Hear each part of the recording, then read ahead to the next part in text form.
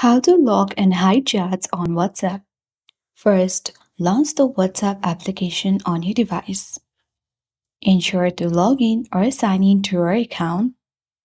On the chat section, choose any individual or user that you want to lock and hide the chat of. Tap and hold the particular chat and tap on three dots at top right corner of the screen. On this drop-down menu box, select Lock Chat and confirm face or fingerprint to lock.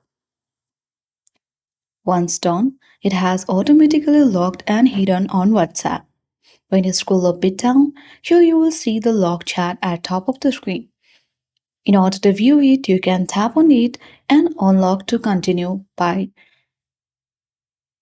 scanning your fingerprint on your device.